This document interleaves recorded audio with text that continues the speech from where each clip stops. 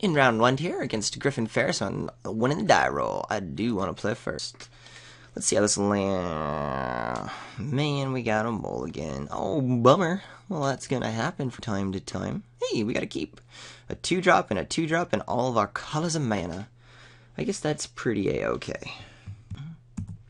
My opponent is in the game, but kind of... oh, now we're here. Yeah, we got to keep. So which 2-drop do I want to lead with?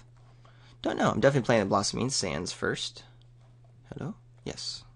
Is there already lag? What's going on here? I might have to restart after this round. Yeah, what do I want? Bondkin or Air of the Wilds? They both kind of attack for whatever. Opponent's playing red-white, so I'm going to go ahead and start with the Air, because my opponent could have like a 1-power, like little warrior-y thing. I don't even know anymore.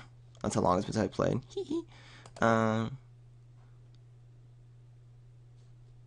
Plus, Air can just kind of like bash through a lot more. But actually, no. I think I do want the Bondkin, because I might be able to attack once with it. But then I might be able to... I want it like I don't want it to have Summoning Sickness in case something does come down that I can't. That I don't want to like attack the Air or the Bondkin into. I can't imagine anything, but still.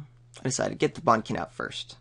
I can start upgrading it right away.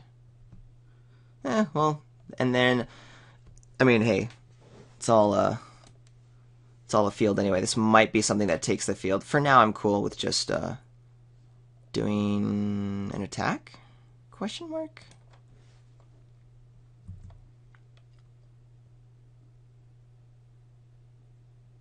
I mean, I'm showcasing that I might have a morph or whatever, but that's fine. Oh, I kind of trailed off my thought. Sorry. What I'm saying is, obviously, with hindsight, I realized if I had the Air of the Wilds, I could have actually attacked in for 2 if I had anticipated the Archer's Parapet. But at the same time, I didn't know my opponent had green. Plus, I don't think it's necessarily wrong for that reason. Not too sure if it was right to play the Bondkin or the Air first. Definitely going to be correct to play the Air now.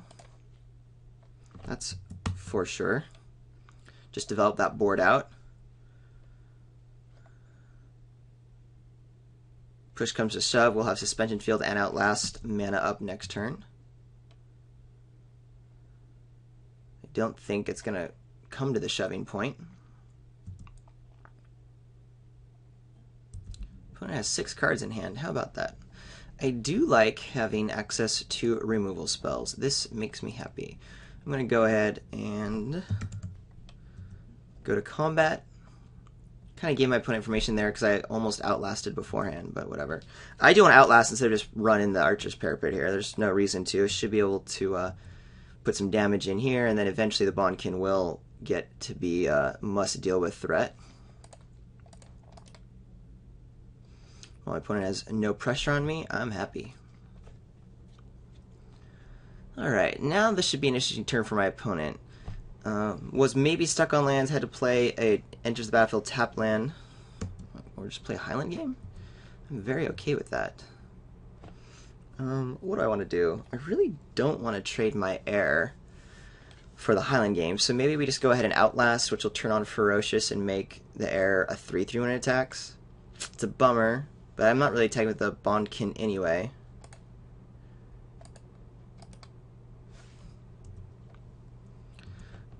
Just don't like not having mana up when I'm attacking him. But my opponent only has a... I mean, this could be like a Defiant Strike, I guess. Which would kind of blow up. I don't really see that being in this kind of deck. Yeah, I know it wasn't. So cool. I'm still happy not to play the Suspension Field. Bummer I couldn't get the Abzan guy down, but who knows? Maybe we'll be able to hardcast it at 6 soon. I think it was worth it to get Ferocious on. I wanted to get this Bondkin big soon anyway. Opponent is scanning borders. Maybe my opponent's doing the 5-color deck and just had a really clunky draw. That seems to be kind of like what's going on. What did my opponent reveal? Island, Swift. Okay.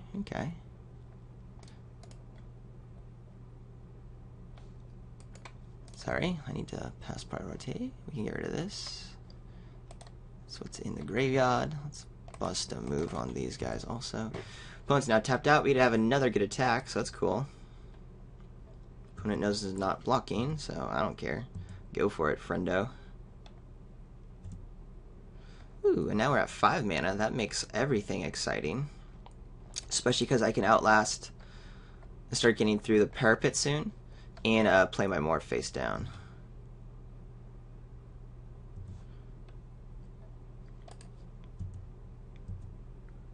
I could be like attacking using my my mana base to like take out the parapet and like get some chunks of damage through. But I'm pretty happy playing this weight game, like I said, as just what my deck kind of wants anyway.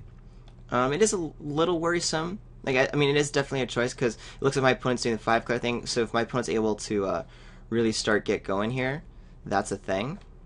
But I feel like I also have a whole lot of late game utility as well, so I don't see the need to be particularly crazy. I can just be efficient with everything I'm doing. Save these for the real threats that my opponent is waiting to cast. Opponent now has access to blue mana and has now hit 5, which is kind of key. Having more colors and that 5 mana slot is always precious. Go ahead, give me dose. See if I care. And we're still not seeing anything fantastic from my opponent. Absent Battle Priest is good, but maybe those are just the fillers.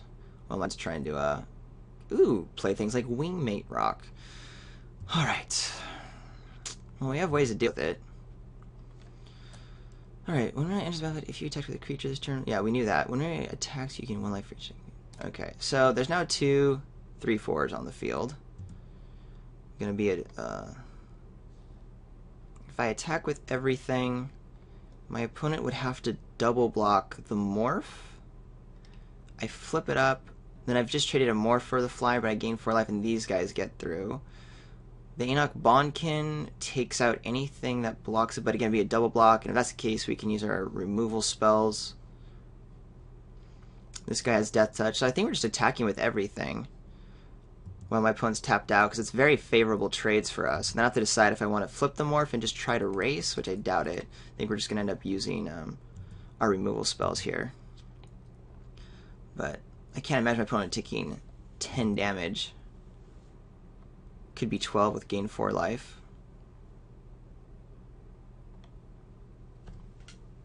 There's just no good blocks for my opponent. There are just no good blocks for my opponent. Maybe the double block here. But still, I'd be happy to do 8 damage to my opponent and trade an Abzan Guide for a Wingmate Rock. Could just put the parapet in front, which is probably the safe thing to do. That's it? That's all you're doing? So these guys trade. I could flip up, do a 9-point life swing. Surprised the parapet didn't go in front of the Abzan Guide.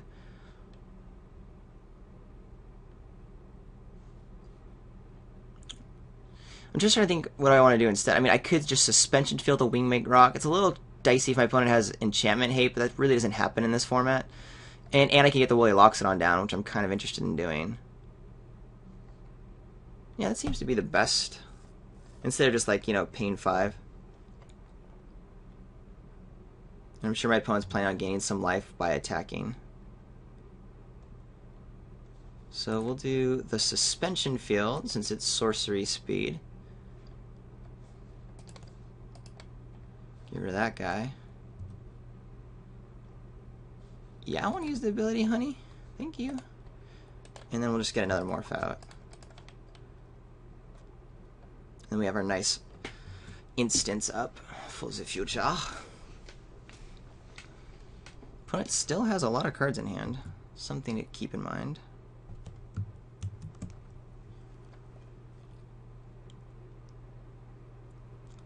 If my opponent has like a main deck like Disenchant, I'd be really, really sad.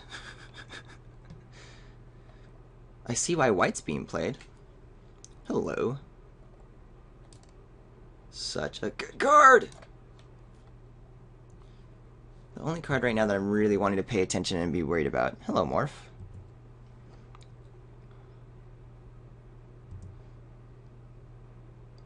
Alright. I can't cast both in Adele because I don't have much in the graveyard, but I think we get to have some pretty favorable attacks here. I have the 5 mana up, so my opponent, so I win a morph trade. My opponent can put a Highland Game in front of any guy. I could still flip. So let's just say both of these guys get blocked by the 2/2. Am I worried about that? No, I just want to put the pressure on my opponent. I'm just going to keep being the aggressor. Especially since I drew some backup gas, as it were. Let's see what our opponent does here. Chumping, gaining life. That's interesting. So if that's the case, I'll just try to eat this morph now. Oh, it's 6. I forgot this is Big Daddy morph. So that was a mistake. 1, 2. So maybe, I guess we're just letting the trade happen. Because I don't want to necessarily use my removal spell on it. I still am in a good spot with these guys, and I'm eating a dude. And I'll say, yeah, go for it. I'll play my Tuskguard Captain. Gain some life. What morph do you have? I'm sure this isn't good for me. What was that? Monster Flock, yeah. So that's a bummer, but that's fine. I'm going to add the Tuskguard Captain to the board. Instead of, like, flipping over my Absent Guide. That'll be for later.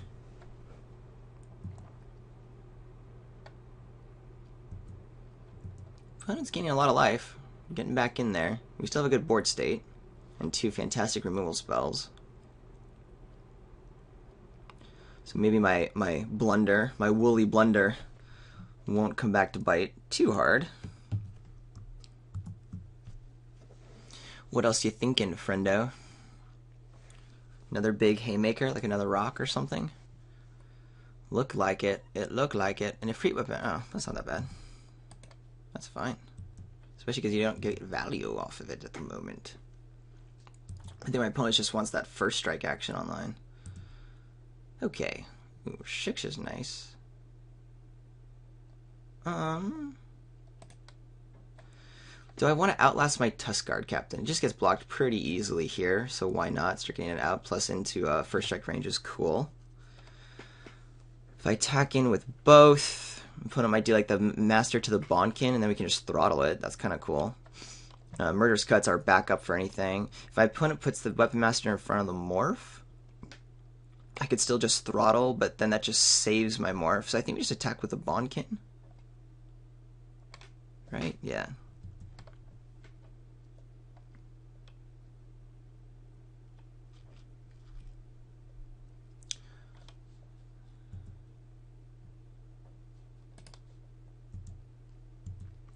Opponent's tapped out, can't do anything silly, so we just get to take care of business as needed.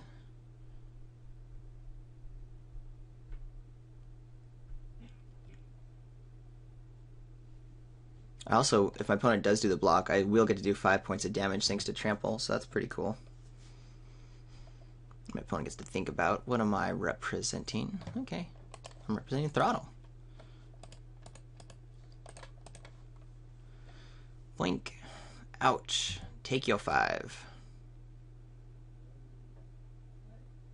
And let's outlast. Now our other dude's gonna start getting in on this fight.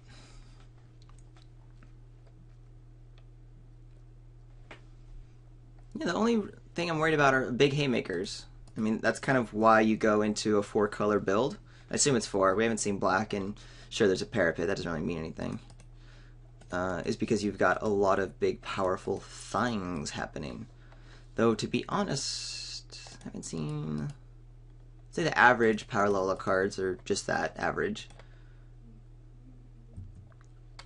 Which is why my consistency will make up for anything that my opponent might be able to do, I think. As evidenced right now by the board state. A Witness of the Ages, who cares? So here's a 2/2. Again, is there any point? Well, now, like, there is points because these guys will do very well against whatever is being played. Murderous Cut 3, 4, 5, 1, 2, 3, 4. So I still can't, like, flip and do Murderous Cut, so I'll have to be careful how I want to go about this. My opponent does have 5 mana. There could be another Freed Weapon Master. If this becomes a 3/5, it could take out my Abzan Guide. And this guy becomes a 4/3 first strike. I'll at least trade though, so I'm not getting like blown out. And we still will have a good board state, possibly even killing different pieces of this puzzle. Alright, so it's not in a free Weapon Master because there's no way that guy would go there. Must be something, right? So confused. I'm going to keep up my Murderous Cut. What am I missing here? Now my opponent's just chumping? Or just trying to save life? Is that all? What is it? Sage Eye Harrier. Well, if that's the case, maybe I do just flip the morph. I'm cool with that.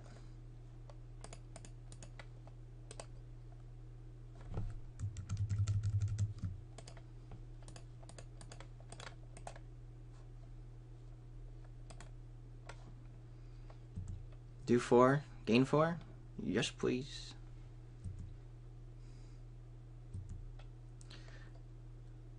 I kept up black for Murderous Cut instead of 2 different colors of mana because it might be relevant. Let's say my opponent like takes 2 things out, then I'll be able to cast my Murderous Cut.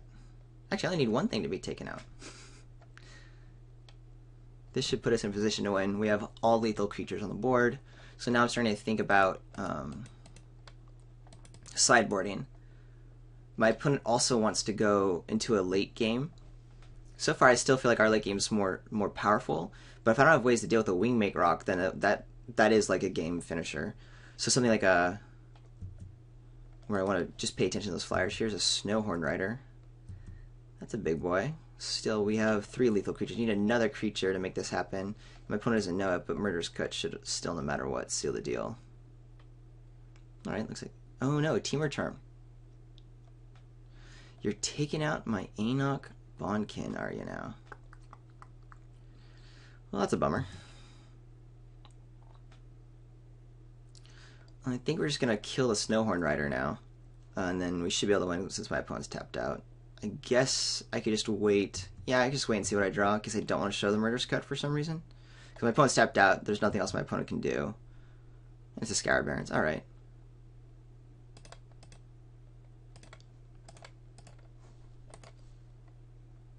Goodbye. Ah, forgot about this. With the delve thing. The extra amount of clicking that's required.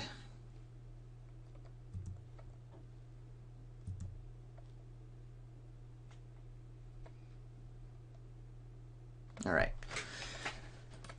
So, a couple of big beefy dudes. I'm not worried about the Teamer Charger, or not Teamer Charger, the Snowhorn Rider too much, because I've got other big guys around that slot as well. It's really that rock I'm worried about. The Smite doesn't really handle, so we don't want that guy. Debilitating Injury also doesn't do it. So it looks like the main ways of dealing with the rock I already have in the deck, things like the Suspension Fields, Killshot, all that fun stuff we were mentioning. Is there a way to make my deck quicker, since my opponent also is going to have issues with early game stuff? Not really. I don't want to bring in these dorky 2-drops because they still just get blocked super easily or trade easily, so I don't see anything I want to switch around. So what's really bad here? I like our removal spells here are good. Our challenge will be good. Yeah. Running it back. Alrighty. Opponent, I'm assuming, yeah, is playing first. We've got a keep. We don't have any of our black sources. We got a decent hand. And we can play most of the spells in our deck. Let's get these graveyards out. See what's happening here. Lead off with the Sage Eye Harrier face down. Maybe leave the Painwalker face down. We didn't see a lot of removal from my opponent. We only saw that 1 Teamer Charm, right? Am I missing something? I think it was just the Teamer Charm. And that's kind of a later removal spell anyway. You have to have a board state and all that, blah, blah, blah. And getting Pinewalker down early is always nice. So we'll do 3 into Salt Road Patrol, and then we'll figure it out from there. Hey, I'm going to do the same thing on my first turn. Almost guaranteed. Is it? It's true. Oh, I have a 2-drop. That's fantastic. Means I really want this Pinewalker out as a 5/5, flipping it at 5. That's the thing with Pinewalker. You just cast it at 5. You don't get much value at its morph. I know the untap thing is cool, but, you know, who cares? Who really cares? Woohoo! So what do I want to do on turn 3? Harrier or Pinewalker? I might just play the Harrier and offer it as a trade. Since I have a really nice 2, 3, 4, 5 plus a removal spell, I kind of feel like that's the way to rock it. Yeah, that's what I'm going to do. Try to offer a trade with the Harrier. I mean, not try to offer a trade. Oh, we need black mana. I'm just fine with that. Do I want to attack with Air of the Wilds? I don't want Highland Games to trade with it. That I'm not excited for, especially when we're going to be able to get its Ferocious ability on soon, so we're just going to use it as a defender.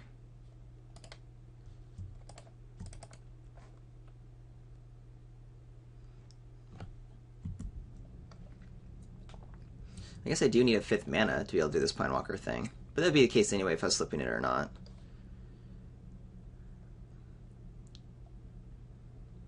My deck's doing what it should be, like, you know, easy when I have no pressure again from my opponent. But you see we have a nice late game. My only worry is if my opponent has a better late game. Alright, so at least this isn't a We Make Rock, but I'm going to do that trade like I was saying. I just want to clear up that board. I don't mind trading these two.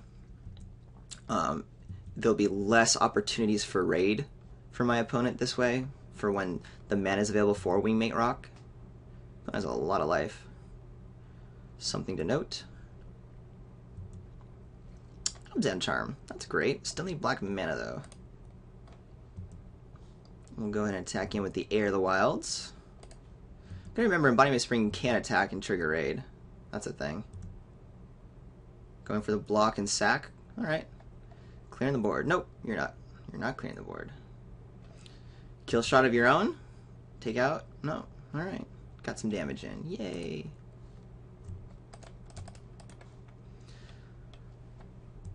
Swamp would be my ideal draw next turn. That'll allow me to hardcast Pinewalker. It will also allow me to have access to some fantastic removal spells.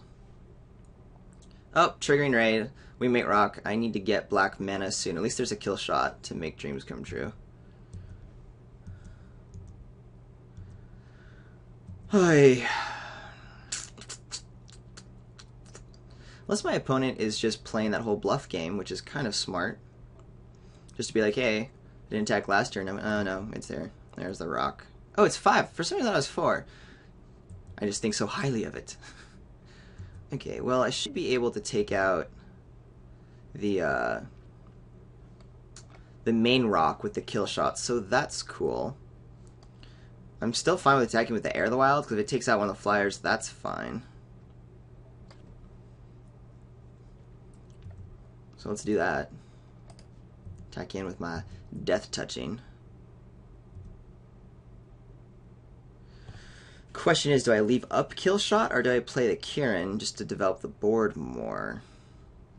My opponent's going to probably smell it coming since I'm not going to outlast when I have all this mana out. Do I want to take 6-pointed damage? I think I'll take 1 hit while I get the Kieran out. So I'm not just like playing into my opponent doing what my opponent wants to do. Because we can afford that life hit. And with the Kieran, we're at least able to like push back some pressure. My opponent has to think about like, well, yeah, I'm doing 6 in the air, but I'm getting 4 done. Opponent's obviously winning the race with all this life gain.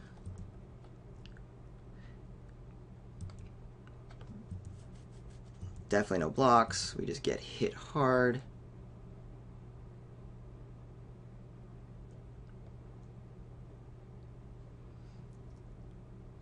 And if my opponent's able to keep putting board status out, then that's going to be a little scary. Oof, we'd really love another land. Well, we'll just keep attacking. Is that right? Do I want to do that? This air could just trade with this morph, but I guess that's all it's doing anyway. Would love one more land. It would be so perfect to be able to like play the Bonkin or Outlast and have kill shot up. Do I attack with everything though? Yeah, because I can have the Kieran as my pseudo blocker. It also makes, by keeping Salt Road Patrol on the attacks, it makes it a lot more... I guess you're sacking now. That's got to be the only reason. Yeah. I say, what's going on there? This is like a Snowhorn Rider. Then I could be in some danger swings. That could be some big hits. And I'm not drawing my black source to get my other mana cards out. But I have to keep kill shot up now. Like, just have to. I'm going to hope my opponent reads correctly that I'm missing black and I'm just stuck on black spells. And runs into the kill shot. My opponent didn't see the kill shot before, so hopefully that's fine. Opponent gets to gain 3 life here if my opponent wants to. If the morph attacks, do I block with my Kieran? I don't think so. I think we just take care of the rock while we can. Which means I'm not going to open myself up to anything. It's a bummer that I'm doing this into open mana, because there could be a counterspell. Tends not to be seen that often in this format, but definitely a consideration. And that pause scares me to no end. Something's happening. Counterspell. That's blue. I'm so sad. Teamer Charm. Oh, we saw the Teamer Charm, yep. Can't do it. Alright, I think that's... Unless I draw a Swamp, be in really rough spot. It does allow me to block the Morph now, at least.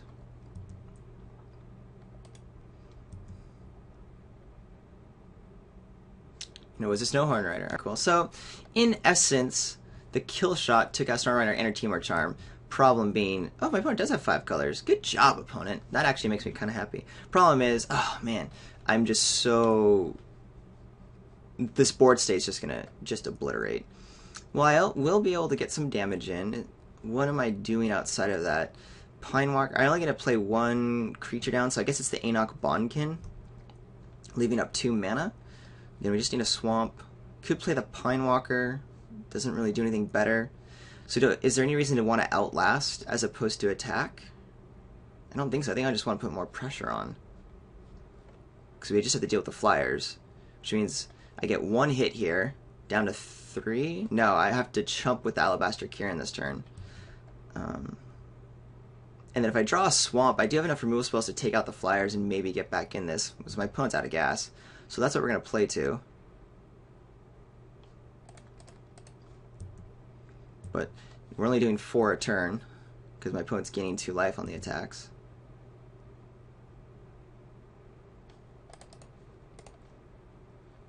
Play this guy. Chump with the Kieran. Maybe I should be outlasting, because if I draw my reach... What is it, Longshot Squad? No, that's the other one. I forget what it is. But if I draw my Outlast Reach dude... then I have more blockers, so that's a consideration that might affect what I do next turn.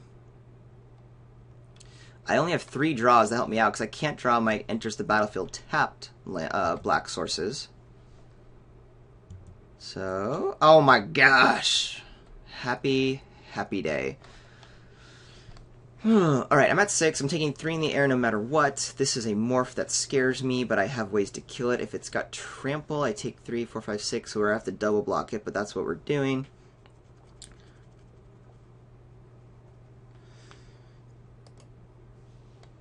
I think I just do it on my turn. Gives my opponents less draws, right? I mean, there's no reason not to. I think we'll start off with... Do I want to Outlast? No, I want blockers. Maybe Outlast the Enoch Bondkin? Because my opponent have to remove... Because I'm basically double blocking with the Salt Road Patrol and the Air of the Wilds. So that means I do want to do the Abzan Charm.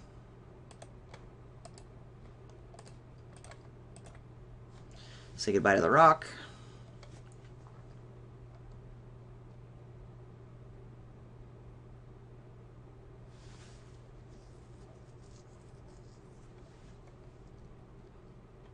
There's hope, glimmer of hope. I gotta be worried about time. I'm the one low, as always, and I have to whittle away my opponent to win this game, so that's gonna take a while. And then if that doesn't happen, you know, if things go awry, then I'm gonna be in a tough spot to win the 3rd game in the match. So, one mini consideration I have, trying to catch up on time here.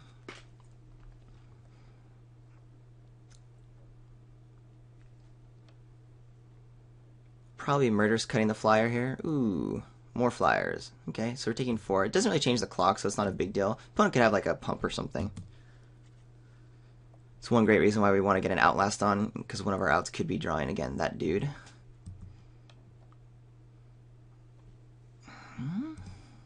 Okay. I am going to attack with everything. We're going to kill the bird here. I'm on a 2-turn clock, but I can't block no matter what. And I can't kill both flyers, but over turns, I can kill things.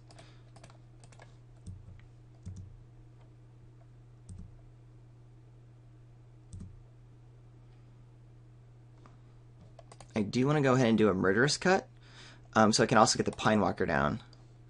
I want to kill you. Go 1, 2, 3, 4, 5. You're dead. And then play the Pine Walker. This is just so I have maximum pressure on my opponent. I mean, 5, 6, 7, 8, 9, 10. I have almost lethal on the crackback. My opponent can pump, then my opponent can pump, but... Alright, no pump. Direct damage?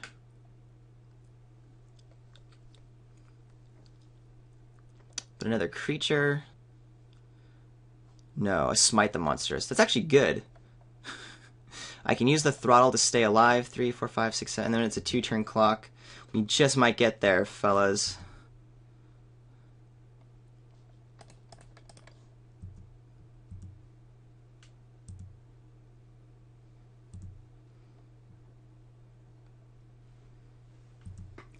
We have lethal and crackback. If my opponent doesn't have a creature, we could win.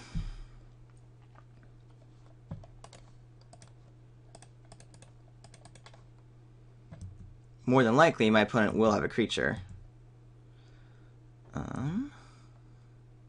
It's the most likely draw on the odds of what's in a deck.